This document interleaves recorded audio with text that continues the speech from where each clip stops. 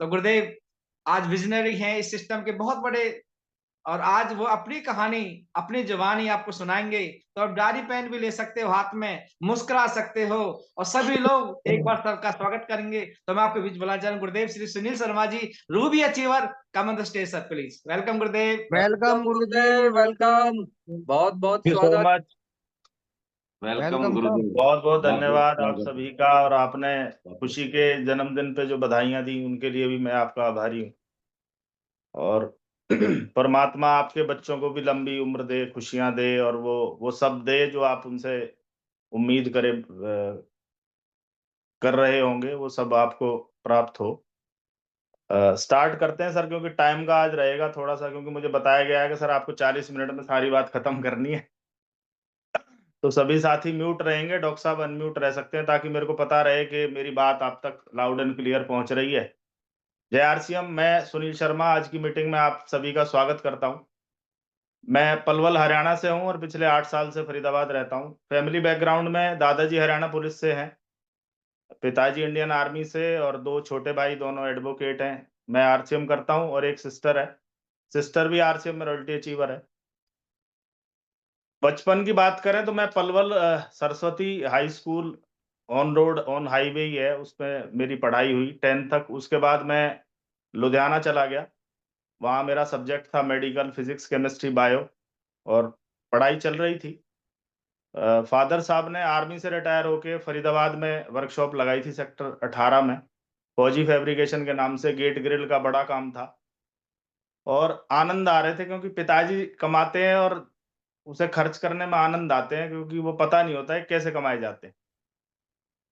वो कहते हैं ना कि वो पिताजी के हाथ में फावड़ा सुई जैसा लगता है कि आपने हमारे लिए किया ही क्या है।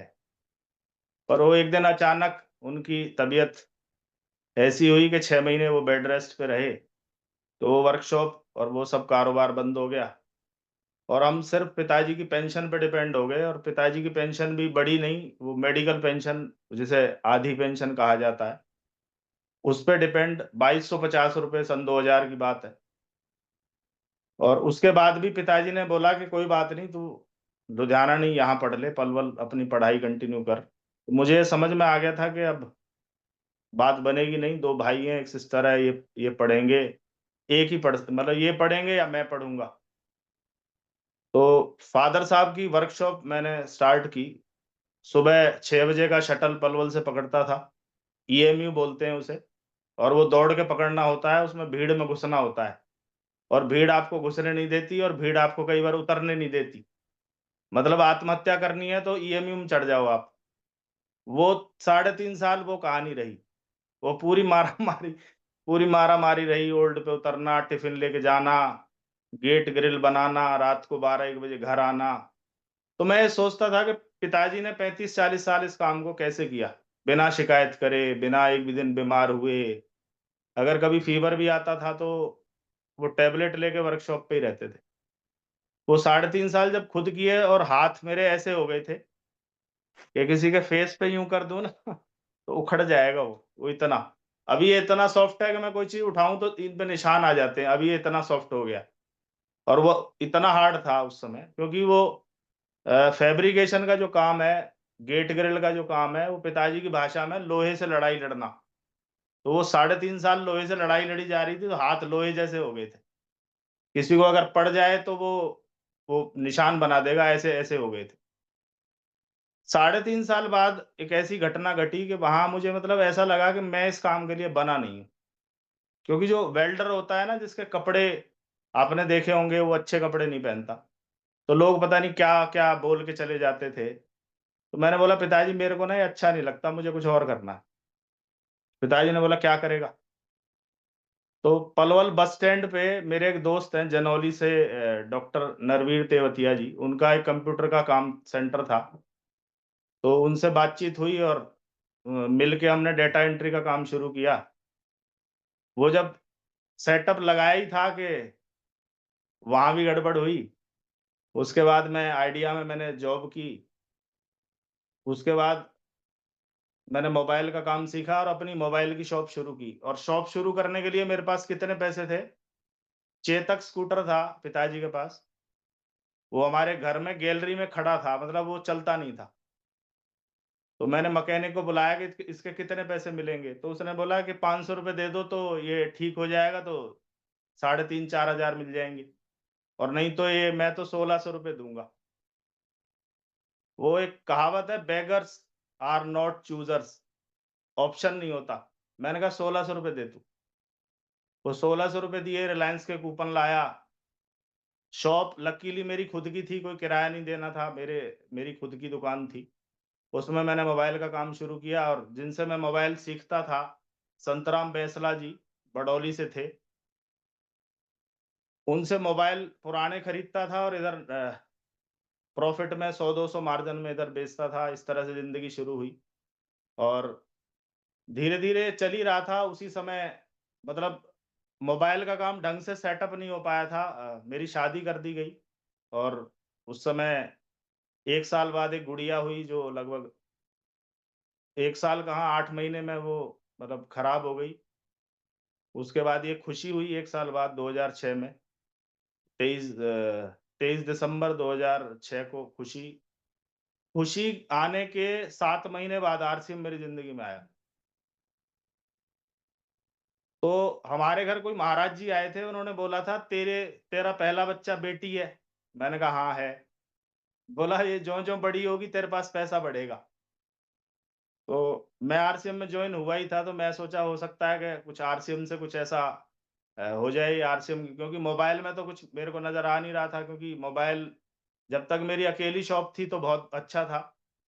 90,000, 1 लाख, 1.5 लाख, 2-2 लाख रुपए तक भी कहानी बनी है, क्योंकि रिपेयर में बहुत पैसा था। पर जैसे ही आसपास बहुत सारी दुकानें खुली, तो फिर वो कंपटीशन आप जानते हो कि 60-70 हजार, 80 हजार पे, तो ऐसे लगता था कुछ और करना है। परमात्मा ने सुनी, और नरेश जी हमारे पड़ोसी हैं, हमारे बैक साइड में उनका घर है। उनका आतिशबाजी का काम था, और वो रोज शाम को 5 बजे मेरी शॉप पे आके बैठते थे। उनके छोटे भाई रंजीत जी ने आरसीएम कर लिया था, क्योंकि नरेश जी भी ज्यादा नहीं पढ़ पाए, उन्होंने भाइयों को पढ़ाया था, और भाई ने सब छोड़ छाड़ के आरसीएम शुरू किया था। तो मैं भी गुस्सा था, और नरेश जी भी गुस्सा थे कि मतलब इसने गलत किया है। उसके बाद उन्होंने नरेश जी को ज्वाइन करा दिया, तो अब वो 1 से 2 हो गए। अब तीसरा नंबर मेरा था कि अगर भाई को ज्वाइन करा दिया तो ऐसा हो जाएगा वैसा हो जाएगा। तो मैं इन दोनों को ही बोलता था, एक तो पागल था, एक और हो गया आरसीएम। अब ये नरेश जी मेरे पास मेरी शॉप पे आके रोज बोलते थे, भाई साहब आरसीएम कर लो। तो मैं बोलता था, एक तो था ही, अब एक और हो गया पागल। अब मेरा नंबर है भाई, मैं तो जुड़ूंगा नहीं, मैं तो करूंगा ही नहीं। मना करते रहे, पर वो उनका धैर्य बहुत है, वो फॉलो अप के मास्टर हैं। वो भाई साहब जिसके पीछे पड़ जाएं वो पड़ ही जाते हैं। तो मेरे पीछे पड़ गए एक दिन, झूठ बोल के मेरे से बोला 1,000 रुपए उधार दो। तो मैंने कहा भाई ये फैक्ट्री का मालिक है, इस पे तो पैसे की कोई कमी है नहीं, पता नहीं क्यों मांग रहा है। बोला कोई लेबर जा रही है उसको देने हैं, और मैं आपको कल दे दूंगा। तो मैंने गल्ले से निकाल के 1,000 रुपए दे दिए। उस समय किट आती थी, 3 जोड़ी पैंट शर्ट, एक काला सा बैग आता था। 1,500 इसलिए नहीं मांगे थे कि 1,500 मांगेगा तो मेरे को आइडिया लग जाएगा ये क्यों मांग रहा है 1,500। जानबूझ के 1,000 रुपए मांगे, 500 अपनी जेब से मिलाए, और पलवल में ही मीनार गेट के पास, मीनार गेट ही बोलते हैं उसको, उससे पहले एक गली में एक छोटा सा सेंटर हुआ करता था, वहां जाके मेरे को खड़ा कर दिया। वहां लिखा था आरसीएम पिकअप सेंटर। आप यकीन मानना, मैं इतना गुस्सा था मुझे मतलब मैं उसको एक ही बात बोल रहा था, यार तेरे को शर्म नहीं है? तेरे को मैं कितनी बार मना कर चुका हूँ, तू पागल तो नहीं है? मेरे को मैं यार 7 बजे मेरी दुकान खुलती है, 11 बजे बंद होती है, तो पागल हो गया है क्या? भाई साहब चुपचाप सुने जा रहे। वहां एक रॉयल्टी अचीवर थे, उन्होंने मेरा हाथ पकड़ा और बोला आओ जी आपका स्वागत है। अब उनसे तो क्या कहें। तो उन्होंने बोला जी कपड़े सेलेक्ट कर लो। तो ब्लैक पैंट और ब्लू शर्ट, क्योंकि मैं आईडीएम जॉब करता था, वो मेरी ड्रेस में आते थे। मैंने बोला चलो ये, तो 2 जोड़ी उन्होंने वैसे दे दिए, 3 जोड़ी लेके घर आ गए। रास्ते में मैंने बोला नरेश जी आप मेरे दोस्त नहीं होते ना, मैं आप गर्दन काट देता आज, आपने अच्छा नहीं किया। तो नरेश जी ने मन बना लिया था कि भाई को नाराज नहीं करना, ये किट किसी और को दे देंगे। और मैंने भी ये सोच लिया था कि आज जान छूट जाएगी, अब ये कल से ये गाना नहीं गाएगा कि आरसीएम कर लो, अब आरसीएम तो हो गई। पर कमाल तब हुआ जब अगले दिन नरेश जी फिर आ गए। तो मैंने बोला अब क्यों, अब क्या हुआ? बोला जो मैंने आपके साथ किया है वही आप करो। मैंने कहा वो तो मेरे बाप के बस की भी नहीं है, मैं 60 बार जाके किसी से ना नहीं सुन सकता भाई। और अब मैंने आपको क्या क्या नहीं बोला, मैं इतना तो सुन ही नहीं सकता, कोई करे या ना करे। तो अब ये था कि ज्वाइन तो हो गए, लोग ज्वाइन तो करा देते हैं, आप भी ज्वाइन करा देते हो, खेल क्या है स्टार्ट करने का। अगर उन्होंने मुझे ज्वाइन करा के छोड़ दिया होता, दोबारा नहीं मिले होते, या कोई मेरे को इवेंट नहीं दिखाया होता, कोई किताब नहीं पढ़ाई होती, कोई सीडी नहीं सुनाई होती, तो मैं भी आज वहीं मोबाइल की शॉप पे ही होता। पर उन्होंने क्या किया, एक सीडी सुनाई मुझे, और सीडी में मुझे पता चला कि ये बहुत बड़ा काम है, ये वो काम है जो बाप दादा नहीं कर पाए। यहाँ बताया गया कि यहाँ पैसे की पाइपलाइन बन सकती है। अभी आपने देखा लगभग 450 लोग डॉक्टर साहब ने काउंट करे थे, 480 तक संख्या गई है। और आपने देखा पूरे भारत में नेटवर्क पहुंच गया है, पूरे भारत में। आपको वेस्ट बंगाल के लोग यहाँ नजर आ रहे होंगे, आपको महाराष्ट्र से लोग हैं, यूपी से हैं, एमपी से हैं, राजस्थान से, जम्मू वाले बैठे हैं, उत्तराखंड वाले बैठे हैं। मतलब लगभग 27-28 राज्यों में पलवल से शुरू किया हुआ, नाना करते डरते हुए किया गया आरसीएम आज इतना बड़ा हो गया है। और ये तो तब है जब बहुत सारे लोग अपनी जूम मीटिंग कर रहे हैं, ये ऐसा नहीं है कि सारे आ गए हैं। वो बहुत सारे लोग अपनी अपनी जूम मीटिंग, उनकी टाइमिंग रहती है। ये तो सिर्फ डॉक्टर साहब ने समय लिया था कि आपको बात करनी है। तो आरसीएम करना शुरू किया तो मैं स्टार्टिंग से फुल टाइम हो गया। मेरा मन नहीं लगता था शॉप पे, मुझे लगता था कि मैं कितनी स्पीड से आरसीएम करूं। और मैंने लोगों को ज्वाइन कराना शुरू किया। प्लान मुझे आता नहीं था, मैं पता नहीं क्या बताता था लोगों को, मेरे को तो आज याद नहीं है, क्योंकि वो रिकॉर्डिंग तो रहती नहीं है उस समय की। पर लोग पता नहीं क्यों मेरा भरोसा करते थे कि ये आदमी सच बोलता है, और इसने पहला कुछ ऐसा कांड नहीं किया हुआ कोई गड़बड़ नहीं की हुई कि हम इस पे भरोसा ना करें। और बात 1500 की तो है, 3 जोड़े कपड़े मिल रहे हैं, और ना पहनेंगे तो लेन देन में काम आ जाएंगे। लोग अपने अपने हिसाब से मतलब अपना अपना सेटअप कर लेते थे और पैसे दे देते थे। तो मैं स्टार्टिंग में, कहाँ जाता है आदमी, अपनी ससुराल जाता है, मैं अपनी ससुराल गया। तो मेरे ससुर साहब ने एमबीए करी थी, तो उन्होंने 1 मिनट देर नहीं लगाई, उन्होंने तुरंत मेरे को पैसे दिए। तो मैं हैरान था, मतलब इन्होंने सवाल जवाब ही नहीं पूछे। नहीं तो लोग बोलते हैं कि ससुराल में जाके तो सबसे ज्यादा आपकी कहानी कुछ और बनने वाली है। तो उन्होंने एक ही बात बोली कि वो विदेशी कंपनी थी, प्रोडक्ट महंगे थे, ये इंडियन कंपनी है, प्रोडक्ट वो हैं जो हमारे काम के हैं। काश ये मेरे पास पहले आई होती। मैं तो नहीं कर पाया क्योंकि एज उनकी काफी थी। उन्होंने मेरे साले के नाम से आईडी डाली और मेरे से बोला कि ये आप इनके नाम से आईडी डाल दो। और वो हमेशा मेरे सपोर्ट में रहे। जिनको नहीं समझ में था वो बहुत कुछ बोलते थे, पर वो मेरे हमेशा सपोर्ट में रहे। बहुत सारी ज्वाइनिंग मेरी ससुराल से भी आई। वो अलग बात है कि उन्होंने ज्यादा उस पर वर्किंग नहीं किया, पर मैं आगे बढ़ता रहा। अब जब चले हुए काम को आप छोड़ोगे तो चैलेंज आएंगे।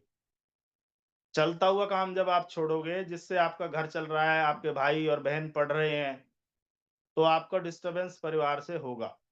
और मैं पिताजी को एक बात बोलता था, 5 साल रुक जाओ बस, आप 5 साल। तो मेरे पिताजी मेरे को बोलते थे आज की बात कर, आज बता, आज आज कहाँ से आएगा तू, 5 साल की मत सुनाया कर मेरे को, पता नहीं कब होंगे तेरे 5 साल। तो वो धुन सवार थी। और डॉक्टर साहब गवाह हैं, 14 महीने में मैं, डॉक्टर साहब, जगदीश जी, नरेश जी, रंजीत जी, 9 रॉयल्टी अचीवर बने हम 14 महीने में। और 14 महीने में रॉयल्टी अचीवर बने, ट्रॉफी मिली। वो मेरा वीडियो आपको जगदीश कबीरा के चैनल पे मिल जाएगा, मैं कैसा दिखता हूँ जब मैं रॉयल्टी ले रहा था। वो जब मैंने रॉयल्टी ली है, तो मैं उसमें, डॉक्टर साहब भी कैसे दिखते हैं, जगदीश जी बिल्कुल दुबले पतले हैं, वो वीडियो तो है हमारे पास। रॉयल्टी लेने के बाद हम बहुत एक्साइटेड थे कि अब बहुत बड़ा काम करेंगे। पर जिस टेक्निकल अचीवर ने हमें ट्रॉफी दी थी, वो हमें ट्रॉफी देते ही गायब। बोला आरसीएम में कुछ नहीं है, मैं दूसरी कंपनी में काम करूंगा और 6 महीने में मर्सिडीज लाऊंगा। हमने बोला गुरुजी पागल मत बनो, कहीं नहीं आती मर्सिडीज, पागल बनाते हैं, हमारे साथ लगे रहो। क्योंकि हमारे जो सीनियर थे उनको 40-42 हजार, इतना ही था डॉक्टर साहब, 42 हजार रेगुलर उनको यस पैसा आता यस। था। उसके बाद भी विनाश काले विपरीत बुद्धि, उनकी बुद्धि घूम गई। और वो हमें छोड़ के चले गए। तो अब अपलाइन भाग जाए तो क्या करें लोग? ज्यादातर लोग अपलाइन के जाते ही, अपलाइन के बैठते ही बैठ जाते। पर हमारी अपलाइन क्या कर गई थी, हमें प्लान दिखाना, प्लान शो करना सिखा गई थी कि ये गोले बनाने, लास्ट वाले मिलाने, ये कमीशन कैलकुलेशन है। और इससे मस्त का फॉर्मूला बताते थे कि पैसा आएगा, अवार्ड आएगा, सिक्योरिटी आएगी और टाइम आएगा। ये चीजें बता के गए। और ये हमने जाके हम मीटिंगें करनी शुरू की, वीकली शुरू की, नाइट ट्रेनिंग करनी शुरू की। संत रविदास धर्मशाला में 700 लोगों की नाइट ट्रेनिंग की है, जिसमें नीचे गद्दे लगाते थे सर्दियों में स्पेशली, और उसमें प्रोजेक्टर किराए पे लाते थे। आज तो हमारे पास सारी व्यवस्था है, हमारे पास कोई प्रोजेक्टर लैपटॉप कुछ नहीं था। उनकी सारी व्यवस्था करके लोगों को रात में बुला के उनको सुबह 4 बजे तक वहां वो विजन दिखाते थे कि ऐसा होगा, वैसा होगा, हमारे पास गाड़ियां आएंगी, हमारे घर ऐसे हो जाएंगे। तो लोग बोलते थे खुद तो बाइकों पे घूमते रहते हैं, ये हमें गाड़ियों की बात करते। पर आज मेरी टीम में लगभग सभी टेक्निकल अचीवर्स के पास अपनी अपनी गाड़ियां हैं, कईयों ने 2 बदल ली हैं, कोई तीसरे की तैयारी में है। तो लोगों को लगता तो है कि हाँ, ये जो बोलते थे वैसा वैसा हो रहा है और वैसा होता चला गया।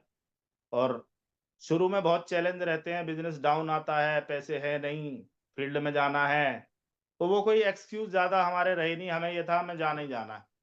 डॉक्टर साहब को याद होगा, 30 रुपए की टिकट में लोग बोलते थे टिकट लगती है, 30 रुपए नहीं जी लेते थे लोग टिकट।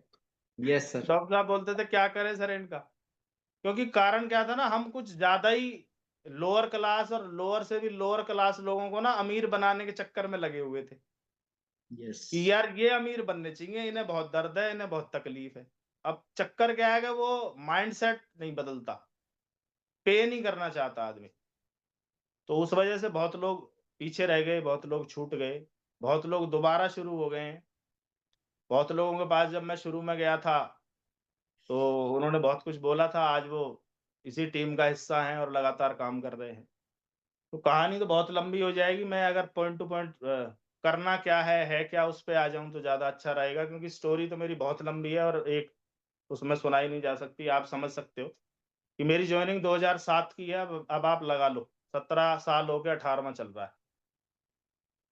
कंपनी बंद हुई 2011 में, तब बहुत ऐसा लगा कि क्या हो गया, क्योंकि कोई कानून ही नहीं था भारत में। आज मोदी सरकार और सारी सरकार, जो कुछ सरकार है, वो सब इसके फेवर में है। गवर्नमेंट 2021 में कानून बना चुकी है, गवर्नमेंट इसके फेवर में है। और गवर्नमेंट के पास इलाज नहीं है कि इतने सारे लोगों को रोजगार दिया जा सके, क्योंकि हम चाइना को बीट करके नंबर 1 पे हैं पॉपुलेशन में। चाइना हमसे आगे था, अभी हम उनसे आगे हैं और हम जिंदगी भर आगे रहेंगे। पर अगर जिस तरह से पॉपुलेशन बढ़ रही है, उस हिसाब से हमारे रोजगार के अवसर उतने नहीं है, क्योंकि 1 करोड़ लोग ग्रेजुएशन करके मैदान में हैं, जिनमें से 8-10 लाख लोगों को नौकरी मिलती है, बाकी 90 लाख लोग वो घूम रहे हैं। और हर साल भी ये बढ़ता जा रहा है, बढ़ता जा रहा है। और हम भी अपने बच्चों को पढ़ा रहे हैं। मेरी बिटिया भी +2 में है, कॉमर्स ले रखा है। वो भी 3 साल बाद, 4 साल बाद वो भी बोलेगी मेरे को जॉब दिलवाओ। तो पिछले वालों को नहीं मिले, इनको कहाँ से मिलेगी? तो एक चीज समझ में आई थी कि इस बिजनेस में आप राशन को रोजगार बना सकते हैं। क्या बना सकते हैं? आपका जो राशन है वो रोजगार बन सकता है। जैसे पिछले 18 साल से मेरा राशन मेरा रोजगार है, मैं और कोई काम नहीं करता। मेरे पास आज जो भी है, मेरे पास जो घर है, गाड़ी है, जो बच्चों की फीस जाती है, जो मैंने इन्वेस्ट किया हुआ है, वो सब इसी के पैसे से आया है। सब कुछ यहीं से है, बाहर कहीं से नहीं है।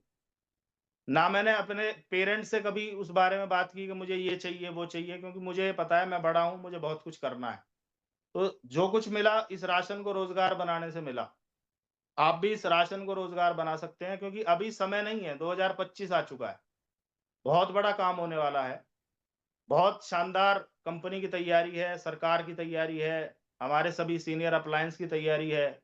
आज हमारी मास्टरमाइंड मीटिंग थी, गुरुदेव रामकिशन जी के सानिध्य में हम लोग इस बिजनेस को सीख रहे हैं।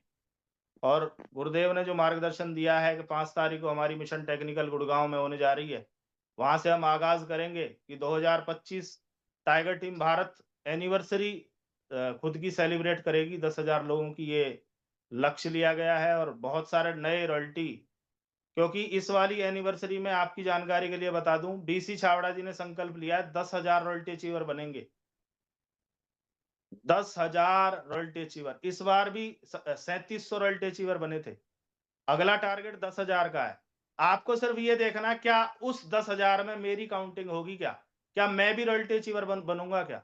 आपको सिर्फ ये सोचना है और अपनी प्लानिंग करनी है, अपनी अप्लायंस से काउंसलिंग करनी है और डेली वर्किंग पे आपको उतर जाना है। Right sir? तो कुछ बातें मैं आपसे करना चाहता हूं। 3 सवाल अपने आप से पूछिए, अगर ये काम बुरा है तो अच्छा काम कौन सा है? अच्छा ढूंढ लो।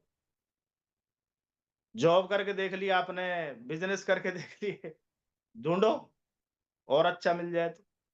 क्योंकि प्रयास करना चाहिए, संभावना रखनी चाहिए, पर नहीं है तो फिर सीरियसली इसको करना पड़ेगा। दूसरा सवाल है, मेरे सपने मैं नहीं पूरे करूंगा तो कौन करेगा? सपने कब पूरे होंगे? पहले जरूरतें पूरी होंगी, पहले नीड्स पूरी होंगी, उसके बाद ड्रीम्स का नंबर आएगा। पहले हमारी जरूरतें पूरी होंगी। छोटी छोटी चीजों पे हम लोग इरिटेट हो जाते हैं क्योंकि पैसे की कमी है। आज गृह गृह कलेश जो हो रहे हैं, जो डाइवोर्स हो रहे हैं, उसमें बहुत सारा रोल पैसे का भी है। ये खर्चे ही नहीं पूरे होते, ये तो खर्चा ही नहीं देता, ये तो कहीं घुमाने नहीं लेके आता। तो ये बहुत सारे पंगे तो इस चक्कर में भी हो रहे हैं, मैं बता रहा हूं आपको। और तीसरा है, अब नहीं करोगे तो कब करोगे? 25 आ गया, किताबों में पढ़ा था कि 25 के बाद ये बिजनेस टेक ऑफ करेगा, ब्लास्ट करेगा। अब नहीं करेंगे तो कब कब करेंगे? और अगला सवाल है, आप नहीं करोगे तो कौन करेगा? पूछो अपने आप से। भाई एक डॉक्टर अगर कमा रहा है वो अपनी काबिलियत से कमा रहा है, एक टीचर कमा रहा है वो काबिलियत से कमा रहा है, पर एक आम आदमी एक दुकान बदल के अगर लाखों रुपए कमा सकता है तो हम भी तो कमा सकते हैं। ये सोचने वाला विषय है। और कल मैं पलवल था और मेरी शाम को बल्लभगढ़ मीटिंग थी, तो मैंने वहां कुछ बात की थी, वहां सभी लोग नहीं थे। मैंने बताया था 4 तरह के लोग हैं। पहला है बीपीएल। उसको कुछ भी बताओगे, बिना सोचे, बिना समझे, बिना जाने, बिना स्टडी करे सीधा बोल देगा ऐसा कुछ नहीं होता, ये सब पागल बनाते हैं, कोई मतलब नहीं है। आप प्लान दिखाओगे और अगर ऐसे कोई बोल रहा है तो समझ लेना ये बीपीएल वाला है। दूसरा है लोअर क्लास। वो ये बोलता है हाँ भाई साहब होता है पर सबका नहीं होता, सब अमीर नहीं बनेंगे भाई साहब, सबकी गाड़ी नहीं आएगी भाई साहब, आती तो है पर सबकी नहीं आती। वो ये कहना चाह रहा है कि आपकी आ जाएगी, मेरी नहीं आएगी। ये लोअर क्लास माइंडसेट है। उससे अगला है मिडिल क्लास। वो क्या करेगा? वो ये बोलेगा भाई साहब बिल्कुल बहुत अच्छा काम है और मैं भी करके देखूंगा। वो ट्राई करेगा और वो बोलेगा सबसे छोटा प्लान बताओ। तो आप बोलोगे 2000 का राशन लेना होता, भाई साहब वो 500-700 का नहीं है कोई। और वो 2000 देते हुए भी आपसे 3 बार पूछेगा, गारंटी है ना पैसा आएगा? 3 बार पूछेगा आपसे। वो डरता डरता आ रहा है, वो ट्राई कर रहा है। एक बार उसको किसी ने मना किया, वो छोड़ जाता है। बहुत लोग मिलेंगे, मैंने तो 2008 में किया था जी, मैं तो 7 में किया, मैं तो तब किया था जी जब कंपनी शुरू हुई थी, किया नहीं था, करके छोड़ दिया था। जो लोग करते रहे उनकी इनकम देख लो जाके, उनकी लाइफस्टाइल देख लो जाके। किया था हमने। कितनी बार बिजनेस अप एंड डाउन होने के बाद भी हम यहीं खड़े रहे और आज आज सब कुछ आपके सामने है, सब कुछ। और चौथा माइंडसेट होता है चैंपियन माइंडसेट। अब चैंपियन माइंडसेट क्या है ये समझ लो। चैंपियन माइंडसेट वो है कि चैंपियन एक बात बोलता है कि अगर इस दुनिया में एक व्यक्ति भी कोई काम कर सकता है तो दूसरा मैं कर सकता हूं। अगर एक आदमी को मिल सकता है तो मुझे भी मिल सकता है। ये चैंपियन माइंडसेट।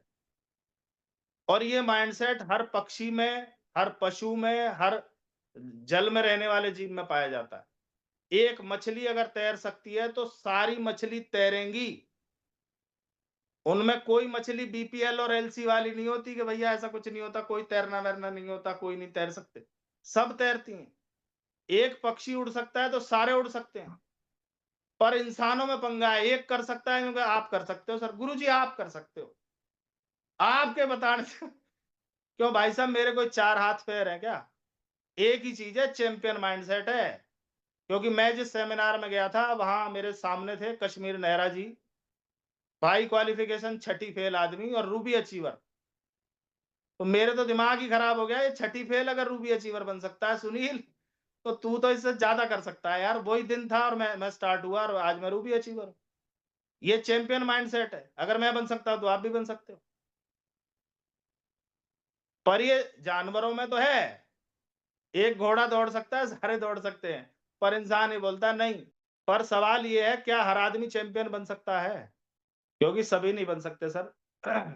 प्रधानमंत्री एक ही होता है, उससे ज्यादा पढ़े लिखे लोग उसकी फाइलें उठाते हुए घूमते रहते हैं, क्योंकि उनको कभी नहीं आता प्रधानमंत्री बनने का।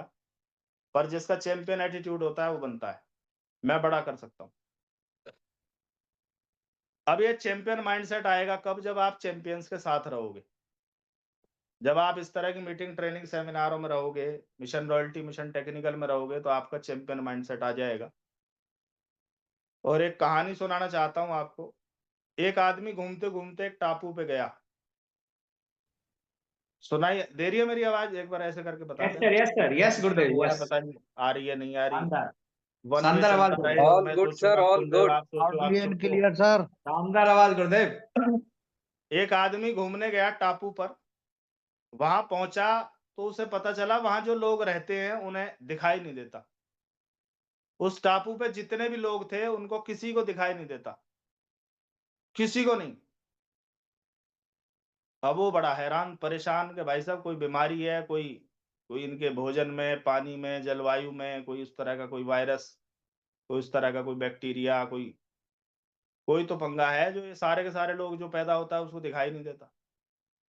तो उसने वो सारे लोग टापू पे इकट्ठे किए, उनकी एक मीटिंग की, और मीटिंग करने के बाद उनसे बोला कि भाई ये आपको कोई बीमारी है, मैं कल शहर जाऊंगा और डॉक्टर बुला के लाऊंगा और आपकी आंखों का इलाज करवाऊंगा। तो ये कह के वो चला गया। तो सारे अंधों ने मीटिंग की, ये भाई साहब बीमारी हमें नहीं है, बीमारी इसे है। हम तो ठीक है भाई, हम तो सारे ठीक हैं, हमें तो किसी को दिखता ही नहीं है। ये बाबूजी यूं कह रहा मुझे दिखता है, इसका मतलब बीमारी इसको है। तो बोला भाई क्या करना पड़ेगा? बोला कुछ मत करो, मिलके इसकी फोड़ो दोनों, नहीं हमारा इलाज करवाएगा। बीमारी खुद को है, इलाज हमारा करवा रहा है। तो ऐसे ही जिसको आरसीएम समझ आ जाता है, जिसको पैसे आने समझ में आ जाते हैं, जिसकी आंखें खुल जाती हैं, जिसको विजन क्लियर हो जाता है, वो जब दूसरों के ऑपरेशन करने की बात करता है तो वो भी मीटिंग करते हैं कि ये जो आ रहा है ना, आज इसकी टाई उतरवानी है, आज छुड़वाना है इससे आरसीएम, इसकी फोड़ो भाई, इसको बहुत दिख रहा है आजकल। तो कहने का मतलब है कि सर लोगों को आदत है, क्योंकि दाएं भी गरीब बाएं भी गरीब, और उसमें खुश हो लेता है कि मैं, हमारे अगल बगल से तो बड़ा मकान है ना, उनके पास गाड़ी नहीं है, मेरे पास गाड़ी है, और वो सेटिस्फाई हो जाता है। पर जिंदगी केवल अपने लिए गुजारा करने के लिए नहीं है, बहुत सारे काम हमें देश के लिए, समाज के लिए भी करने होते हैं। और वो एक अवसर है कि आप हर वर्ग के व्यक्ति को यहाँ रोजगार दिया जा सकता है, हर तरह के व्यक्ति को रोजगार दिया जा सकता है। डॉक्टर, वकील, इंजीनियर, चार्टेड, आर्मी, पुलिस, सभी तरह के लोग, सभी महिलाएं, 18 साल से ऊपर का कोई भी व्यक्ति जो खाना खाता हो, साबुन से नहाता हो, कपड़े पहनता हो, बात कर लेता हो, उस सब के लिए रोजगार का एक अवसर है। और मेन बात यह है, इसको सीखना पड़ता है, बगैर सीखे ये भी नहीं देगा। और यहाँ आज मैं एक सीडी सुन रहा था मुकेश कोठारी जी की, उन्होंने, तो कोठारी जी बता रहे थे कि किसको ज्वाइन कराना है?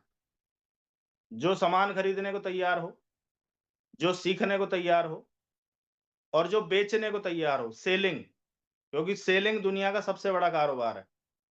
कोई प्रोडक्ट तो सेल करना पड़ेगा ना, ये हेल्थ कार्ड बहुत अच्छा है जी, ये चाय बहुत अच्छा है, तो वो आपसे पैसे लेगा, आप पैसे लोगे और सामान लेके जाएगा, तो वो सेलिंग ही तो है। क्योंकि आप कह रहे हो अच्छा है, जब तक आपके गवाह 5-7 लोग उसको यूज करके ना कहते हैं अच्छा है, तब तक कोई कैसे मानेगा? आप कैसे कहोगे कि इन्होंने भी यूज किया है, इन्होंने भी यूज किया है?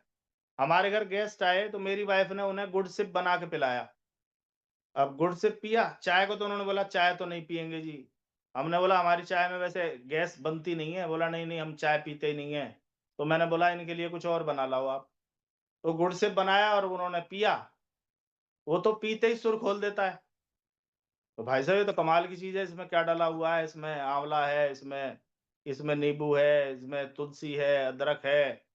वो सारा पढ़ा दिया उनको, विटामिन डी, B12 और जो जो लिखा था उस पे, विटामिन सी। बोला सर 2 डब्बे हमारे लिए मंगा दो। ये अब क्या किया इसको, ये सेल की, इसको सेल बोलते हैं। और गरीब आदमी को, आम आदमी को सेल के नाम से चिढ़ है। और अमीर आदमी, उसे पता है कि उसका जितना बड़ा सामान बिकेगा उतना बड़ा उसका काम होगा। तो 3 चीजें जो आदमी तैयार हो, पैसा, दूसरा सीखने को, समय लगाने को तैयार हो। मेरे पास समय ही नहीं है जी।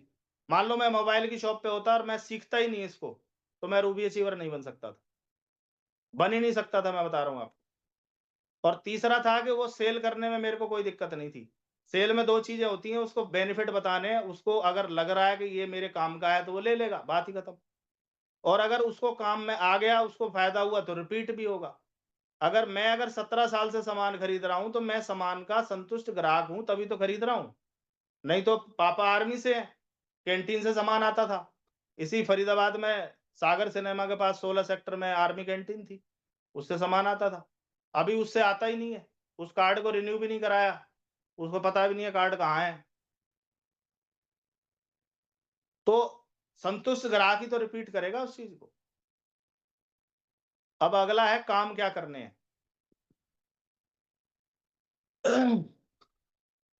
3 काम करने होते हैं। पहला होता है टीम बनाना। अगर आप टीम नहीं बना पाए तो यहां भी आप ग्राहक रह जाओगे, मैं बता रहा हूँ। और ग्राहक को कुछ लंबा चौड़ा डिस्काउंट के अलावा मिलता नहीं है। 1000, 2000, 5000 के लिए आए हो तो ग्राहक ही रह जाओगे। टीम बनानी पड़ेगी। नहीं तो हम भी अपनी शॉप पे बैठ के भी ग्राहक ही थे, वहीं से नहाते रहते RCM के साबुन से, चाय पी लेते वहीं बैठ के, क्या दिक्कत थी। टीम बनाने के लिए हम लोग बाहर निकले, टीम बनाना। दूसरा है टीम बनाना। दूसरा है टीम का नेतृत्व करने वाले लोग, टीम बनाना। दूसरा है टीम को टिकाना। आपने ज्वाइनिंग तो करा दी पर वो गायब हो जाते हैं, वो उन्हें टिकाना पड़ेगा। दूसरा काम है उन्हें टिकाना। उसके लिए ट्रेनिंगें चाहिए। जो ट्रेनिंगों में आ रहे हैं वो टिक गए, जो ट्रेनिंगों में नहीं आ पाते किसी भी कारण से, वो एक ना एक दिन इसको छोड़ जाएंगे। और तीसरा काम है टीम से काम करवाना।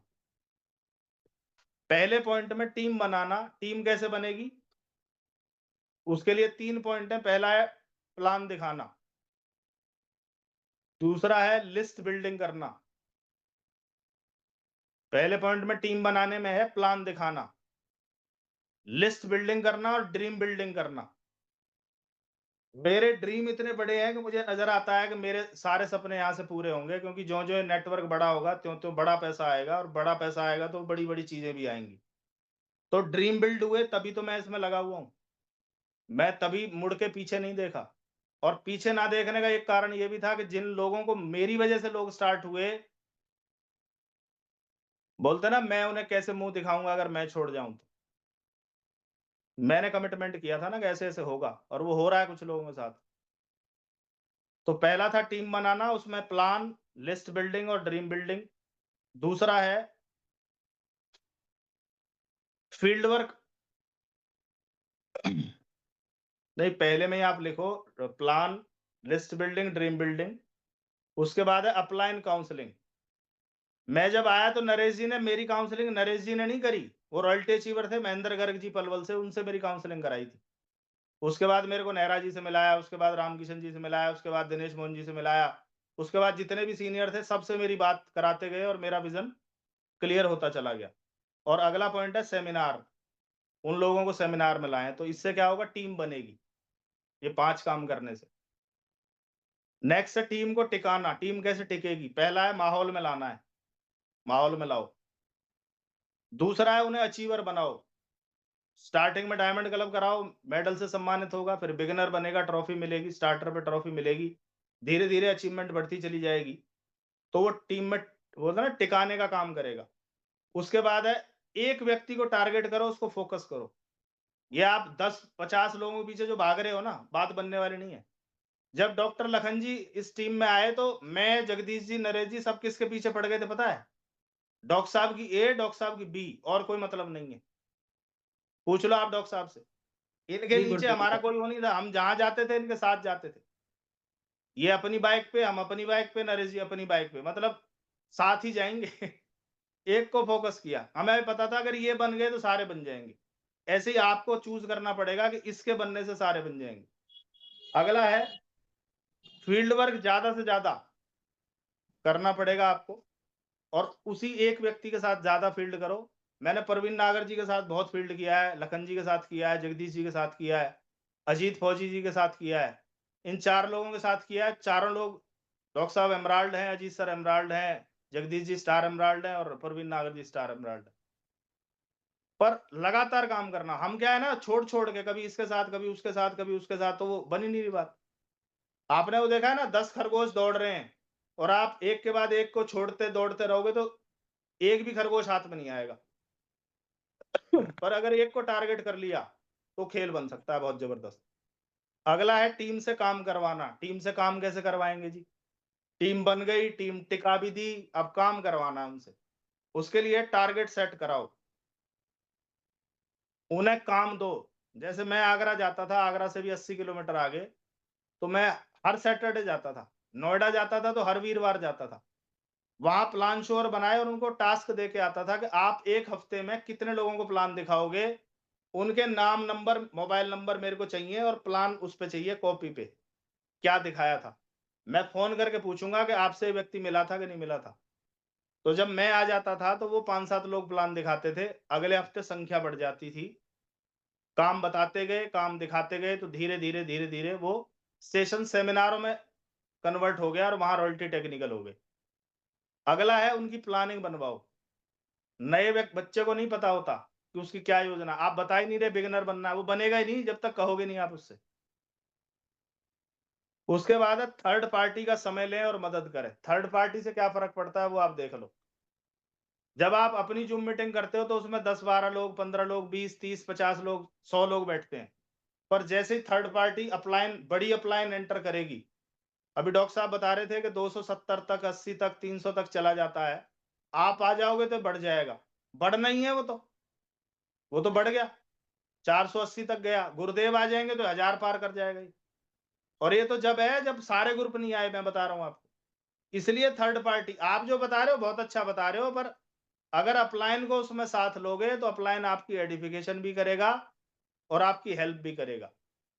आप अपना कर रहे हो, बहुत अच्छा कर रहे हो, पर बीच बीच में अपलाइन अगर उस पर नजर रखेगी तो बिजनेस बड़ा हो जाएगा। और चौथा है सर विजन, बिग इवेंट और भीलवाड़ा विजिट। जब जब कोई बड़ा इवेंट आए, अभी मैं इवेंट बता देता हूं इधर नजदीक का, 12 जनवरी को रवि ओपी शर्मा जी आ रहे हैं गुड़गांव में। ओपी शर्मा जी उनके पिताजी थे, गस्टेड ऑफिसर थे, ज्वाइंट डायरेक्टर बताते हैं उसमें राजस्थान सरकार में। 25,000 सैलरी थी, 2000 की बात है। आरसीएम शुरू किया था एक पेंट के पीस से, पूरा एरिया मजाक उड़ाता था। आज उनके बच्चे को 50 लाख से ऊपर हर महीने आता है। 1.5 करोड़ की मर्सिडीज है, उसी में चलता है भाई साहब। और एक कई है, ऑडी अलग है और अलग है, दुनिया भर की गाड़ियां हैं उनके पास। 32-32 लाख की घड़ी है, 14, एक नहीं।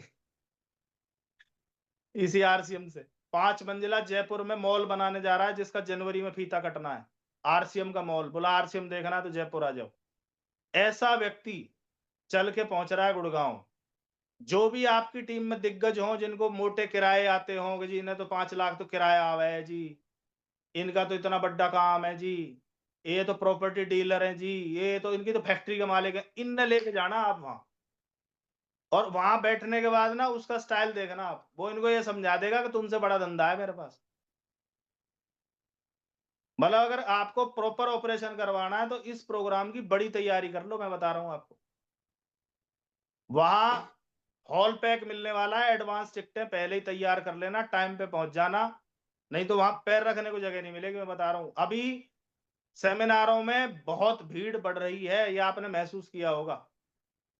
अभी हम मथुरा गए, हाउसफुल था, अभी गुड़गांव जाएंगे हाउसफुल होगा। अभी प्रोग्राम पलवल कल हाउसफुल था, सीढ़ियों पे बैठे थे लोग ऊपर तक, पूरी मारा मारी है। तो इसकी तैयारी अगर आप करेंगे तो ये 3 काम अगर आपने कर लिए, टीम बनाई, टीम को बढ़ाया, टीम को टिकाना और टीम से काम करवाना, तो आप भी बड़े अचीवर बन सकते हैं। और लास्ट में 5 पॉइंट और हैं, अगर आप बोर नहीं हो रहे हो तो मैं लूं, वो पीपीटी पे मैं दिखाऊंगा आपको। बहुत बढ़िया, आप सभी को बड़ी बड़ी अचीवमेंट की बहुत बहुत शुभकामनाएं। जो आपने लास्ट सितंबर, अक्टूबर, नवंबर मंथ में जो आपकी अचीवमेंट रही, उसके लिए बहुत बहुत बधाई। अब सवाल है किसका चलेगा आरसीएम, किसका चलेगा? नंबर 1, जिसका वाई क्लियर होगा, जिसको ये पता होगा मैं आरसीएम क्यों कर रहा हूं।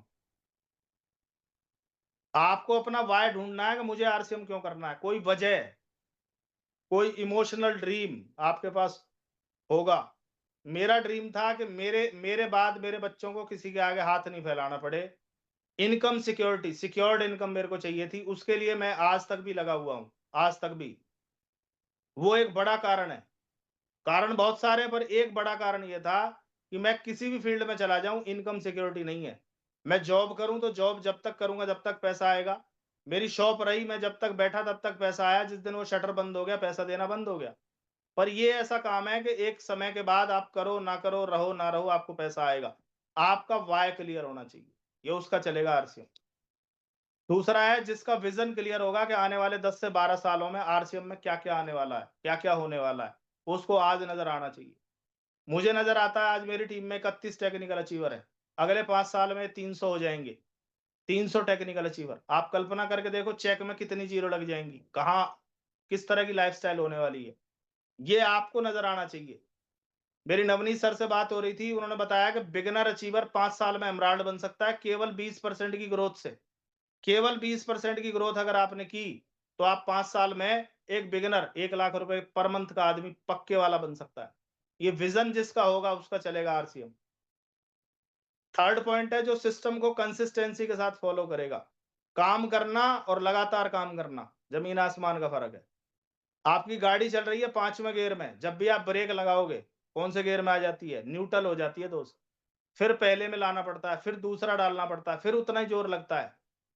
ऐसे ही इस काम को जिन लोगों ने लगातार किया उनके परिणाम औरों से बहुत बेहतर हैं, और जिन्होंने किसी भी कारण से रुक रुक के काम किया, किसी भी कारण से, रीजन कुछ भी रहा हो, उनके परिणाम कुछ और है। तो अगर आपको बड़ा अचीवर बनना है, बड़ी प्राप्ति करनी है, तो आपको इस काम को निरंतर लगातार करना होगा। चौथा पॉइंट है जो टीम में लीडरशिप और डुप्लीकेशन के सिद्धांत को लागू करेगा। आप वन मैन आर्मी अगर बने घूमोगे कि मैं ही करूंगा सब कुछ, तो आप मारे जाओगे, क्योंकि आपको जितना आता है अगर उसी से काम चलेगा तो दाल रोटी आएगी। और अगर आपकी टीम में आपने हजारों लोग तैयार कर दिए तो फिर वो सब कुछ आएगा जो आपने सोच के इस बिजनेस को शुरू किया था। क्योंकि इस बिजनेस में अपने जैसे आप कितने को तैयार कर पाए, उससे आपकी स्ट्रेंथ पता चलती है कि आप कितने मजबूत हैं। पांचवा पॉइंट है टीम में 25 प्रिंसिपल पे काम करना है। टॉप 5 उनके 5 के 25 और 125। जिस दिन आपकी टीम में 5 डायमंड क्लब 25 और 125 जिस दिन हो गए, उस दिन 125 वाले का चेक 1 लाख को क्रॉस कर जाता है। आप सोच के देखो, क्या हमारे टॉप 5 तैयार हैं? क्या हमारे 5 लोग ऐसे हैं जो मीटिंग में आते हैं, प्लान दिखाते हैं, ड्रेस कोड में है, डायमंड क्लब में आते हैं? चेक करना है हमें। कई बार तो हम ही नहीं है डायमंड क्लब में, हम ही नहीं है ड्रेस कोड में, तो इस पे काम करना पड़ेगा। और पांचवा है जो मेंटोरशिप और लर्निंग एटीट्यूड में काम करेगा। किसी भी लेवल पे जाके leaders attitude life long learning होती है, लाइफ लॉन्ग, जीवन पर्यंत सीखता रहता है लीडर। किसी भी लेवल पे जाके अगर आपको ये लगा मुझे आ गया, अब बस हो गया, इसका मतलब ग्रोथ खत्म हो जाएगी, जीरो हो जाएगा सब कुछ। आपको निरंतर काम करने की जरूरत है, निरंतर सीखने की जरूरत है, और एक उस्ताद चाहिए जो आपको करेक्ट करेगा। आज एक छोटी सी वीडियो किसी ने डाली थी, उसमें बोलता है कि बच्चा बोलता है पापा आप डांटते बहुत हो, आप रोक टोक बहुत करते हो। तो उसने बोला कि गाड़ी में ब्रेक किस लिए होती है बेटा? तो बोलता है ब्रेक होती है रोकने के लिए। बोला ना ना, गाड़ी में ब्रेक इसलिए होती है कि आप उसको स्पीड से चला सको। जिस गाड़ी में ब्रेक नहीं है उसे स्पीड से नहीं चला सकते। याद करो जब साइकिल में ब्रेक नहीं होती थी तो हम उसको कभी भी उतनी स्पीड में नहीं चलाते थे, उसे उतना ही चलाते थे कि पैर से रुक जाए। तो स्पीड के लिए अगर स्पीड से जाना है तो मेंटोर की रोक टोक भी चाहिए, डांट भी चाहिए, देख रेख भी चाहिए। तो आपका उस्ताद ही आपको करेक्ट कर सकता है। और ये लास्ट स्लाइड थी। बहुत बहुत धन्यवाद आपका।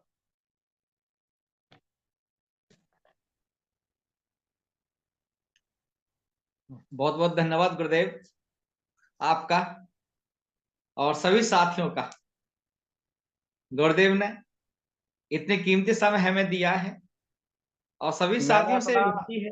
उतनी देर में ही फिनिश किया है जितना आपने मेरे को समय दिया था। बहुत बहुत आभार, बहुत बहुत धन्यवाद। और एक बार में वो चीजें पूरी नहीं हो सकती सर, निरंतर लगातार हमें चलना पड़ेगा। रातों रात कोई करोड़पति अरबपति नहीं बनता सर। बहुत रातें, बहुत ठंड, बहुत गर्मी, बहुत बारिशें, बहुत सारी चीजें फेस करके एक आदमी निकलता है, क्योंकि अगर घिसेगा नहीं तो चमकेगा नहीं।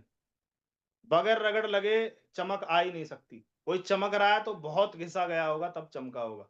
बहुत बहुत धन्यवाद महेश सर आपका, डॉक्टर साहब आपका, कि आपने आज मुझे मौका दिया। Thank you so much. Over to you. बहुत बहुत धन्यवाद गुरुदेव आपका, और सभी टीम का विशेष धन्यवाद। सभी इमराल्ड अचीवर, टेक अचीवर, रोल्ट अचीवर, जितने भी अचीवर हैं सभी का विशेष धन्यवाद। और मैं फिर आपको खुशखबरी बता रहा हूँ, ये जो जूम सेशन है इसे थोड़ा रिकॉर्ड कर लीजिएगा, इसे देख लीजिएगा, और आपको हर दिन कोशिश करना है इसमें आने की। और आपको कल एक नया सिस्टम मिलेगा इसमें,